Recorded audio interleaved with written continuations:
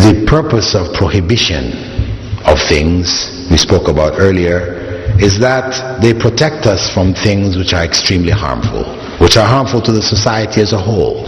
Whether we're able to understand where the harm lies or not, alcohol, the harm is obvious. The pig, the harm is not so obvious. The harm is not so obvious in the pig. But we believe there is major harm. Not just a bit of harm, but major harm in the pig. Otherwise, Allah is not going to prohibit it. He is not desirous of creating difficulties in life to keep us away from things which are beneficial. No. He prohibits the things which are harmful, where the harm is widespread. So when he prohibited the pig, it's because there's real harm in it. Not just the trichinosis that we have discovered, or the fact that the pig has a lot of fat and the body cannot break down pig fat, though it can break down cow fat and sheep fat and the others, but the pig fat, we don't have the enzymes to break it down to its lowest components, so it is redeposited in our system, in our blood vessels and things like this, and doctors recommend to stay from it if you have, problems with clogging of the arteries, all these type of things. We can see all that, but people can always say to you, what if we raise a hygienic pig? No trichinosis. And a lean pig, we don't feed him any, stuff that's going to make him fat. He's just bones and muscle. Are you going to eat him now? No. You still don't eat him. Yeah. So those things we have found, let us not assume that that is it. No. There is harm. Some of the scholars of the past pointed out that perhaps the harm had to do with the nature of the pig. When we look at the animals that are prohibited to us to eat, from eating, we see that in general there are animals which are carnivores. The carnivores, the lion, the tiger, birds of prey that kill with the claw, the hawk, the eagle, the osprey, they are prohibited to us. Alligators, etc. The sea is different. Animals which are sea animals, because the shark is a predator also, but we can eat it. Big fish eat small fish, but we can eat them. So the ruling concerning the sea is different from the ruling for the land animals, right? These are the land animals, the birds, these are the forbidden animals. Perhaps this has to do with the nature of these animals, that their nature is a violent nature. When you observe the cow and the sheep and the goats, when they eat their vegetable matter, very chewing the cud, this is just calm type animals. But then if you've ever seen National Geographic where they're showing the tigers and the lions hunting the animals and how they just get out there, they tear this thing apart, the claws and teeth and blood, and you say, wow, very vicious.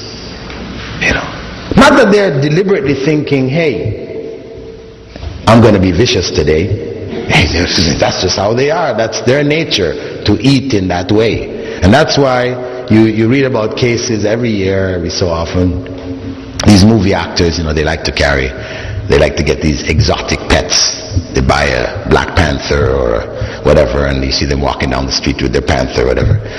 And then you read in the newspaper, he got clawed by his panther.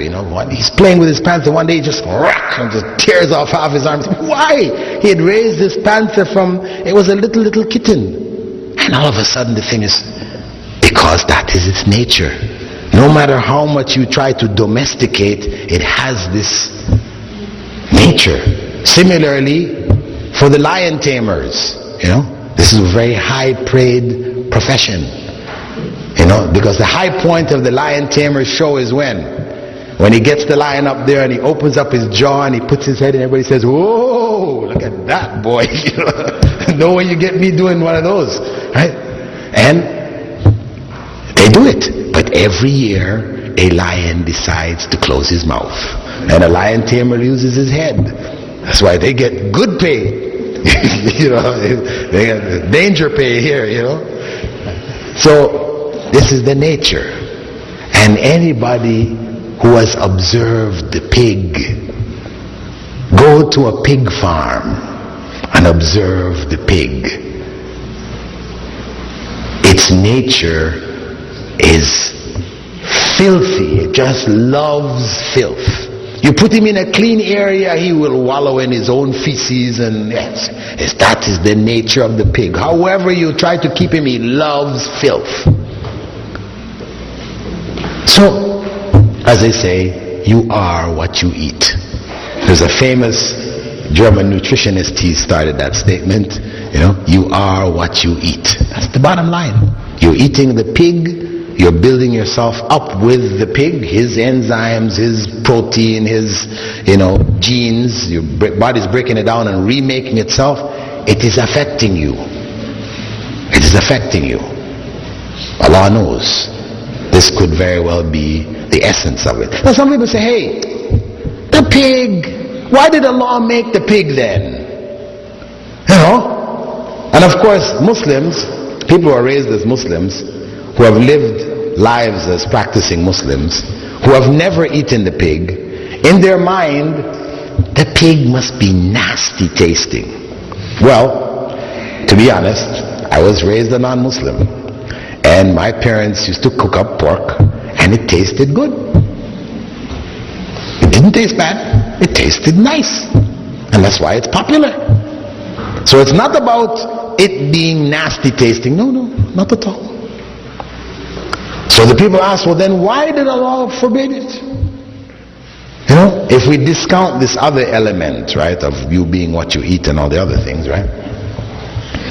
We say, hey, observe the pig. The pig is a garbage disposal unit, a living one. You got garbage, filth, whatever, the pigs goes, they clean it up for you. So, that's his job, that's his role.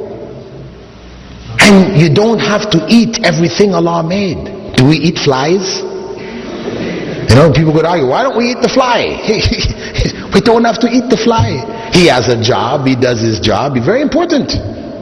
Some kids ask, why did Allah make the fly? So nasty. The fly has an important role. If we didn't have flies that lay their eggs in animal matter, and then the maggots come out and chew it up and break it down, we would be up to our necks in carcasses and things like that, because it won't break down without them. They play a major role in keeping our societies clean. They have a role. We don't go eating them. We don't have to eat them. We see what their job is, and common sense tells us we don't have to eat it. We don't eat it. Technically speaking, if you wanted to eat a fly, nobody could say it's haram. You realize that, right?